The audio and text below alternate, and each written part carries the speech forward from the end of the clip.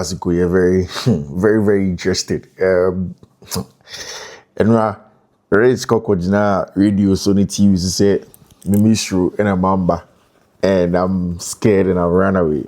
Well, he knows it's not true. I'm currently not in the jurisdiction, and it's going to be so for a couple of days where I'm not going to be around on the show. But definitely, Yamiado Matmos by Saturday, I should be back on the show. Where we can have a lot of conversation around football and all of that. But of course, I mean, before I come, the show will still go on with the team. Rich, Ayala, and Gabi Mo will hold the fort nicely. Of course, I'll also be bringing you updates from here. The same way, 3 times a day, or Fiifi-Manfred on YouTube. Saying subscribe to the channel now, so Fiifi-Manfred on YouTube. Subscribe to the channel and turn on notification. The notification turn and do choose all. Just say anytime that there's content. There's first to have it on Fiifi-Manfred on YouTube. It's very, very interesting. It's interesting that we have that conversation over here on Fiifi-Manfred on YouTube. Of course, let me say a big thank you to MOB Clothing. MOB Clothing. If it's about the best form of clothes that you need in this country, then MOB is your best place to go. They give you the best clothes. I mean, I'm more to do a flower station. I want a MOB Clothing. Anytime they need anything close, just contact Gerald on 0200668708, 0200668708. Gerald will take very, very good care of you when it comes to MOB Clothing and the things that will be able to. Of course, on the other side, when it comes to also the big thing about the spare parts, about Yesimo spare parts dealership shop. Chroma say the best place when it comes to spare parts, Yesimo spare parts dealership shop. In terms of car spare parts, Yesimo sorts it out nicely for you. He'll take very good care of it. Maybe I will be our kind of post office. Just contact Yesimo on 059-313-8221, 059-313-8221. Let him take very good care of you. See, just in the last couple of days after the last loss to Enzo Maresca, I've heard a lot of people say a lot of things, including the fact that Maresca is not good enough and then he has to be sacked and whatnot. I get that. I think we've gone back to the place where we were before now, where I mentioned that football essentially comes down to results. And if you don't get the maximum results that you have to get, nobody really cares about the processes that you are going through or whatnot. It's about results. It's about results most especially, and that's the most important thing. And Enzo Maresca knew that if his team is able to build momentum and then grow from there, nothing else will matter. Now, why am I saying this? If you look at the conversation and you look keenly at the English Premier League table, you realize that Manchester United are on top of Chelsea Football Club. And whether you like it or not, Manchester United have been able to manage games and get good points and get to this point of the season on top of Chelsea, and same on point with Manchester City. Now, English Premier League, Arsenal on top with 13 points, Bournemouth second with 18 points, Tottenham Hotspur 17 points, Sunderland 17 points, Man City 16, Man United 16, Liverpool 15, Aston Villa 15, Chelsea 14, Crystal Palace 13, Brentford 13, Newcastle 12, Brighton 12, Everton 11, Leeds 11, Burnley 10, Fulham 8, Nottingham Forest 5, West Ham United 4, and then Wolverhampton Wanderers 2. Now, Manchester United, after meeting Arsenal, meeting Man City, meeting Chelsea, meeting Liverpool, have managed to get 15 solid points all season, 16 solid points all season, being on top of the defending champions Liverpool. And for me, that tells you how solid Ruben Amorim has gotten things right in recent times. And Enzo Maresca is now struggling. I've said it several times. It doesn't mean that Maresca is a bad coach, but once results begin to plummet like this, people begin to ask questions. And yet, Maresca and yet Meme as whoever. Once results don't come, football fans alike begin to ask questions about what you'll be able to do or what you. I've said several times that this is not a justification on Maresca's ability as a coach. I think Maresca has proven beyond reasonable doubt or you're good enough as a manager to be able to deliver at this level. Especially at this level, he has proven that he will be able to deliver. But the small mistakes that Maresca here, so I'm saying yeah, it's going to affect him and affect his team in the long term. And the last time I did mention, said one of the big issues was that substitution of a branch friend Joshua Kofi Champon. In my opinion, I don't think it was right for Maresca to change Joshua Kofi Champon and then bring in a branch friend Tosin Adrabioyo. I felt like at that point in time, Maresca had what it took to really manage the game and then probably even take off a bit to say Trevor Chalobah and not Joshua Kofi Champon, because I mean Champon is a good player, and on the day I think he was a very, very good player in terms of the ball carrying ability, the passing ability, the defensive awareness, the reading of the game, stepping up to nick in danger and stuff like that. It was something that Joshua Kofi Champon did perfectly well. He did absolutely well in terms of managing that situation very well. But then it got to a point where Enzo Maresca had to let him go. So you see, when you look at all of these things, the injuries that Chelsea have had injuries to Cole Palmer, injuries to Liam Delap, injuries to very, very important players when he won them. And the last time I saw data where the data, suggested that Chelsea have scored the most goals for Premier League in this season. They have been the most effective, but they've struggled to get some clean sheets at the back. This season, you can't pinpoint and say mistakes are from Robert Sanchez. It's one wash, because we know that most of the games that Chelsea have lost have come from defensive errors. So Bekaya, over here on this same channel, Mababa be explaining that several times, said you just cannot play Tosin Adrabioyo in a high line or in a defense dominating system when you want to constrict the pack, because Tosin is good on the ball. He's a very good player on the ball. When in ball, he can play out from the back and what have you. The problem with Tosin Adrabioyo is that he lacks the pace in a high line. So when somebody plays long in behind Tosin Adrabioyo, when it was a Fulham, he wasn't playing in the back. He wasn't playing in a high line. Usually he played close to the box. He's a good box defender. But when he came to Chelsea, because Chelsea are more ball dominant, Chelsea play him in a high line of a sort because they push up to constrict the pitch and then leave the space behind. Now, the goal against Fulham, that was disallowed. The goal against Brentford, that stood. The goal for Brentford, that stood. And the goal for the last time out, Sunderland, all similar goals. Long ball into space, because Tosin Adrabioyo doesn't have the pace to deal with such balls like that. Then he's being forced into an area. Either when you face him, you shift him, you're able to get a goal, or you'll be able to hold up play like what Brian Bobe did and then found an incoming Tabile who is a runner and then got a job done. And that is the issue with Tosin Adrabioyo when you are playing him as a number 5 in a high line. And it's something that I think Enzo Maresca should check. But see, can you even fault Maresca too much? Because this is a coach that has not had his number 1 centre back in Levi Cole. This is a coach that when Levi Cole got injured, he has been asked to work with the players that he has. And when Benoit Bedashile came back from also injury, he has gone back the next day to being injured again because of the same issues of he not being fit and the fitness issues at the club. And it's a super worrying, very, very worrying when it comes to Enzo Maresca and how he wants to manage games like this. And Chelsea would need to find ways. They need to find ways to get back in. I've said it several times. I think that it's about the current Chelsea form is about personnel more than the manager.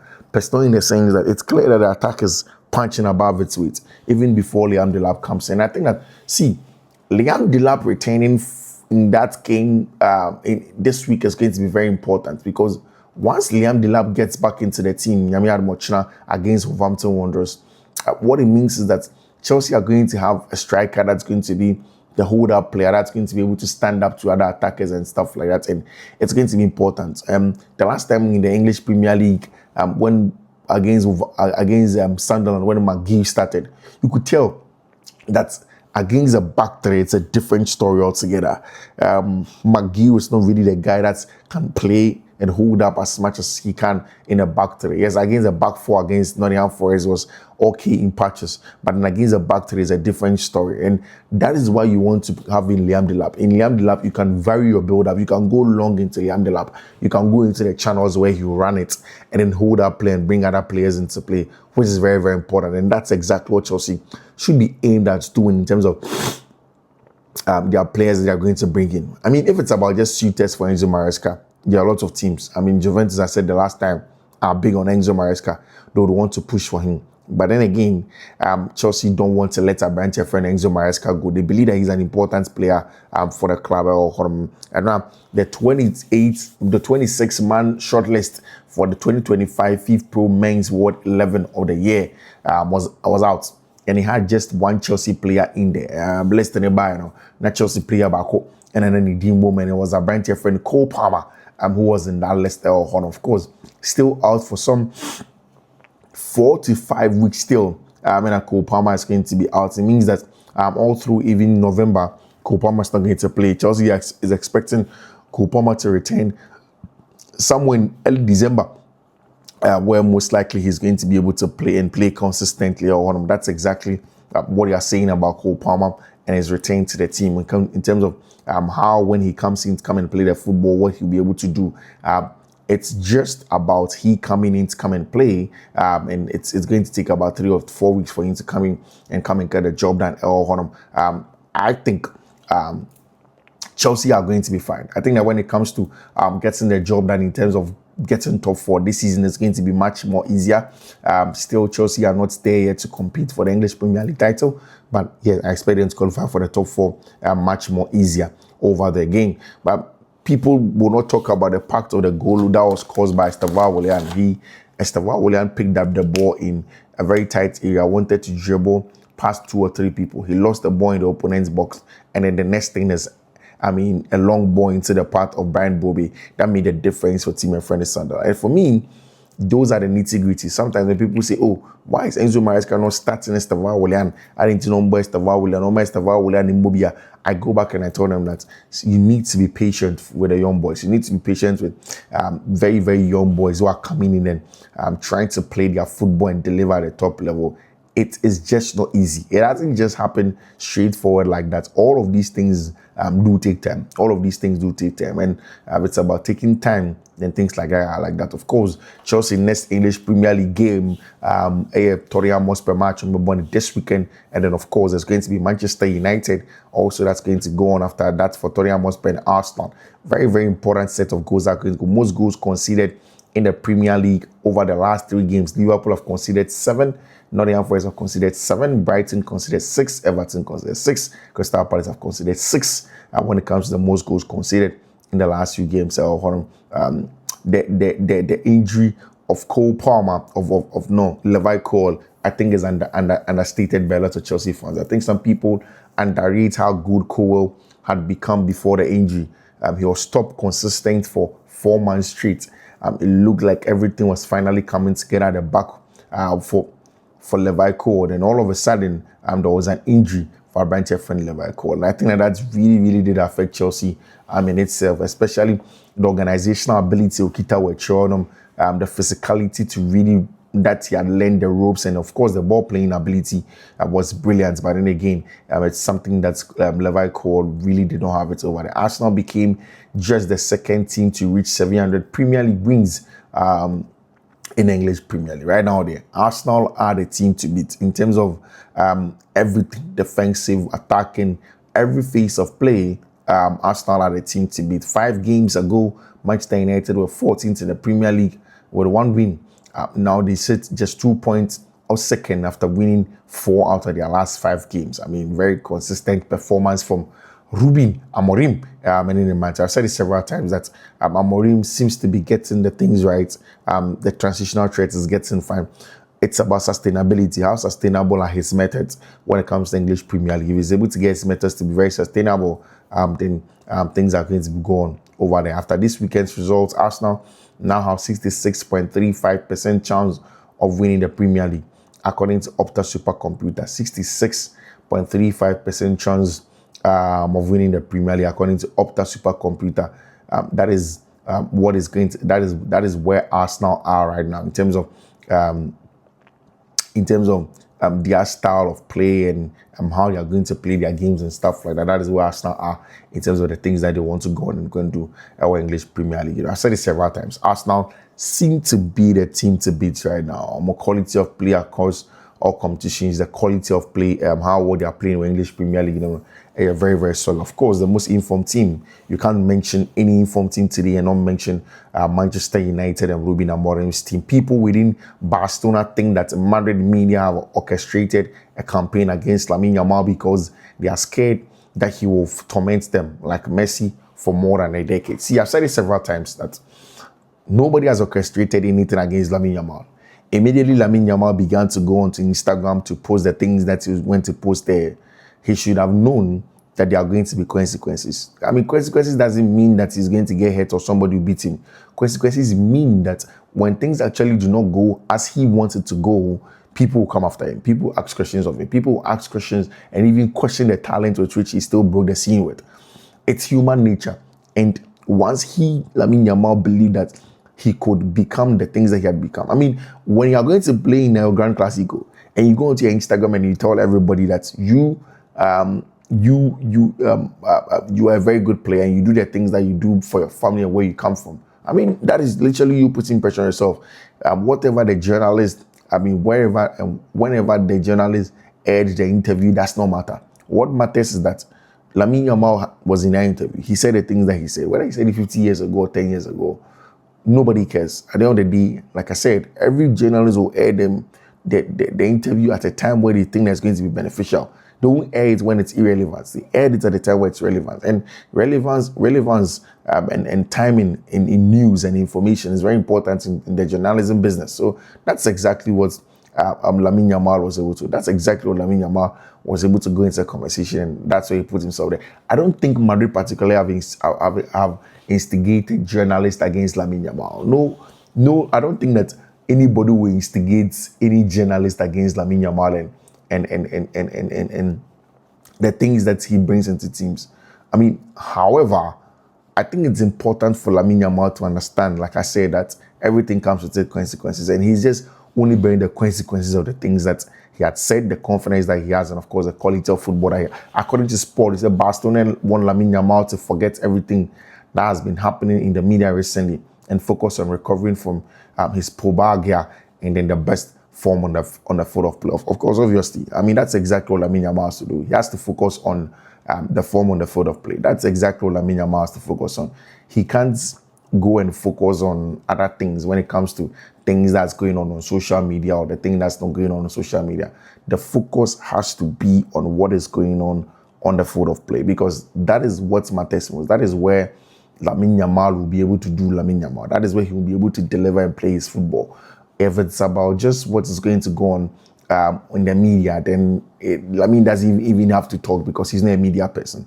What has to go on is on the field of play. If he delivers on the field of play, begins to get results, everybody that questioned Lamine Yamal and what he brought to that Barcelona team while he was at Football Club Barcelona will begin to look at things and see that, Charlie, maybe we were wrong. Everybody that will be looking at Lamine Yamal and be saying that, actually, we need to change things. We need to be saying that maybe we were wrong. And see, once results begin to come for him in Football Club Barcelona, nothing else will matter. Barca consider Lamine Yamal's words and actions from last week as a sign of immaturity. He's only 18 years old, and they don't see why his private life needs to be so open. I've said it several times that, see, the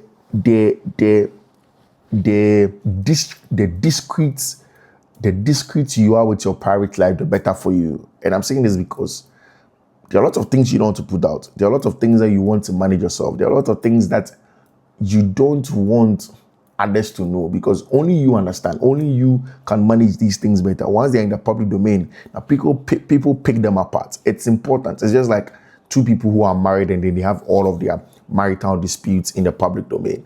Once you do that, you are in trouble. You can't have all of your marital disputes in the public domain. Every marital dispute of yours is supposed to be managed. And that's the issue of Lamine Yamal Ibanez Nazarawi. When you go out in Nicole, nobody expects Lamine Yamal to post that. When you go out and go and have fun with somebody else, where nobody's interested in that business. I mean, Lamine Yamal is not even the only person that has a girlfriend. He's not the one that does some of these things. Everybody probably has certain things that they do with their partner that maybe in your public life, it's unknown. I mean, I said this several times. I mean, I may have a partner that we do certain things that people in my public life don't know that we do. But those are the things that we do. If you put them out, maybe I'm giving the opportunity for people in the public to now poke into it and judge me. I don't want that. I don't want that. I deal with a lot of things. I deal with work, I deal with sleep, I want to make money out. I'm not going to add somebody judging my private life as the thing. One of the things that also have to deal with on a daily basis. It's wrong. And that's why Lamine Yamal needs to manage the social media. Jorge Mendes and the team need to find a way to get Lamine to manage the social media. They need to do that. It is very important. I've said it several times. You don't have to underrate it. You don't have to understate it. Confirm. Barcelona and Jorge Mendes will now be constantly advising and monitoring Lamine Yamal's social media. They did not like the actions last week and will prevent it from happening again. I mean, just imagine after everything that has gone on, after just one Clasico, now Barca now have the luxury to now say that everything was probably because of Lamine Yamal, because of Lamine Yamal's all trances and the things that he said on social media. That's why they probably affected his performance and the performance of the team. So now they want to manage him. Look at that. It shouldn't be this way. It shouldn't be like this. Lamine has his private life. Lamine has the things that he does. He has the things that he wants to do. He manages his private life perfectly well.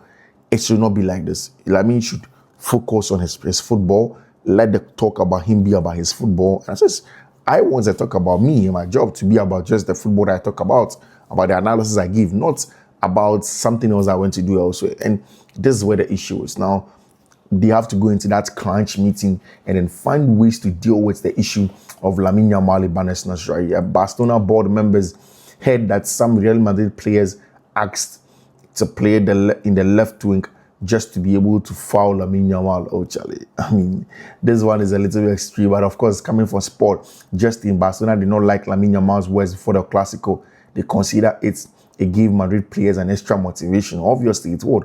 Barcelona know Lamine Yamal is not in good form because he's not completely recovered from his injury. It's still giving him trouble on the pitch. Of course, Lamine Yamal essentially looked in the photo of play as somebody who had some restrictions, obviously. I mean, his feet and his leg thereabouts, it looked clearly that he had some restrictions. Barcelona can confirm that Lamine Yamal still has a pubic discomfort. During the Clasico, he had to stop and stretch multiple times because he was in pain, according to Lamine Yamal. Hansi Flick mentioned egos in the dressing room. He was also referring to Lamine Yamal. Hansi Flick thinks that Lamine Yamal is exceptional, but he should focus on football. That is the best thing to do. I mean, anybody can say anything. Lamine can be with Lamine Yamal. He knew that all of these things were going to come back at some extent to come and bite him, and that is why he needed to make sure that he managed things. I like what Sport is reporting. Sport essentially saying that now it's time for Barcelona to diffuse Lamine Yamal and get him back on track. It's very important. After that game, there was a little debacle between Dani Carvajal. I think right after the game, Dani Carvajal went to Lamine Yamal and said, Jack, Okasa, you talk too much. And then, of course, Lamine Yamal did not take it lightly. Lamine Yamal essentially went to Dani Carvajal and also said something back at him. I remember even after the game, Frankie de Jong in an interview was asked about it. And Frankie did mention that if you, Dani Carvajal, unim Lamine Yamal personally, in times like this, you're even his senior colleague or the national team. In times like this, it is the onus lies on you for you to go and call him and then bring him to book. The onus lies on you for you to call him and then make sure that you have essentially asked him to do the right thing and then advise him. You have his call credit, your call number. You can call him privately, but he didn't do that and he did it on the field of play. Apparently, that one I do agree. I agree largely with Abantia, Yefreno, Frankie de Jong. The Spanish Football Federation are convinced that the rift between Carvajal and Lamine Yamal will not affect the national team. Usually, what happens on the pitch stays on the pitch. Both players have shown to be professionals, and what we are hearing is that it's not going to affect the team or Honor. Of course, that is very, very good. FIFPro 2025 World Excellence nominees are announced. Barca, Badin, Kubasi, Pedri, Lamine Yamal, and Rafinha all included. Of course, last season these guys were very, very important for Football Club Barcelona. If it's Lamine Yamal against the world, then of course people say Barcelona fans say they are going to be with Lamine Yamal. I've said several times that Lamine is very important.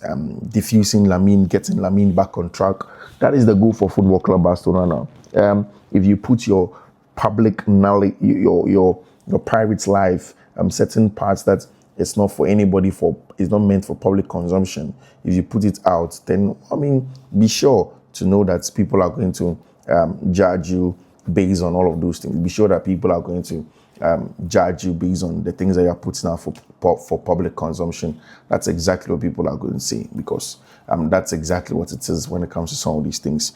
People want things to talk about. People want things to feed on. People want things to jump on. And if you give them a chance for them to come out and we'll see how things are going to go, then definitely it's going to happen when it comes to some of these things. And especially when you're talking about teams, players of the caliber of Lamine Yamal, it's important that it happens over there. In that Grand Clasico, you just could not take away the quality of Abrantia friend Jude Bellingham. He was the mainstay. He was the one in the middle of the things, controlling everything. He was the one that was pulling the strings. He was the one that was directing things to happen. He was the most important person in all of that. And in the middle of the park, he made things happen. He was much more effective. The Madrid midfield was much more effective than the Barcelona midfield. Whilst Barca had loads of the ball, it was rather toothless and to no end. Real Madrid made the most out of the football that they were playing. They really dictated the pace of the game well. They really showed much more effort, pull strings, and then play through the thirds when they had to on a very, very important nights like that. And thanks to Jude Bellingham and the likes. For me, I think Jude was exceptional. He was one of the most important players in that regard in terms of doing things the way they had to do things and putting things how they had to put things over there. Jude Bellingham was exceptional. He was very, very much exceptional in all of that. And for me, he deserves all the credit. He deserves a lot of credit for the middle of the park control for Real Madrid and the likes. It was very important. Look at that pass that he found Kylian Mbappe with. And of course, Vinicius Jr., excellent player all day, never really stopped. Whether it was when he has to combine with Mbappe or when he has to go solo, everything that he did, Vinicius Jr. never really stopped. He was constantly on the move to create something, to make things happen for himself. And that's exactly why he was not happy to be brought off when he was being brought off. After the Clasico, we knew that after the Madrid derby, we had to give more effort. We did that today. At the end, it's just a game worth 3 points and on to the next. That's exactly what Orange Chimeni did put up over there. Mbappe after the Clasico says, after the Clasico, the difference is just 5 points. We need to continue like this. The team energy was stopped. Of course, it was excellent. Everybody was just pushing. Xabi Alonso has 13 wins. 12 wins out of 13, top of La Liga, 9 over 9 points in the Champions League. What do you think of Xabi? I think he has started excellently well when it comes to the Spanish La Liga and also being in Europe. That's exactly what Madrid wanted for him. Let's see. When Carlo Ancelotti was going and he was coming in, and people wondered what was going to come off Madrid. And like I always say, he has done the simple things. He has done the simple but difficult things. Finding balance, getting a group of young players to fight for each other. That's the most difficult thing. I said it several times. Football management is about 90% character management and leadership. 10% football, 10% tactics. But then 90% about management, about how to lead a group of people, how to accept responsibility, how to be a leader. That's the difference maker in all of this. Just in Real Madrid will not punish Vinicius Jr. for this one when it comes to the reaction when he was being subbed off out of the Clasico. The club knows that this is a matter between Xabi Alonso and Vini Jr. to discuss, and every decision will be made from the coach. According to them, every decision a coach on the bench, and also the list of Barca games, it's definitely something that they'll be able to go in and go and play and then get a result. The Madrid for believe it. After Valencia on Saturday, Madrid will play 5 straight away games in a row. 3 in the La Liga, 2 in the Champions League. Between Valencia and Celta Vigo, Madrid will not play. And there's Santiago Bernabeu for 37 days. They're going to be on the road for 37 days for a month and more. That is the story of Football Club Real Madrid, and in the games that they are going to be playing. We'll see how things are going to go. Many people compare Lamine to Lionel Messi, and I can now understand why over the course. Guys, thank you very much for choosing us on Fiifi-Manfred. See you. Bye-bye.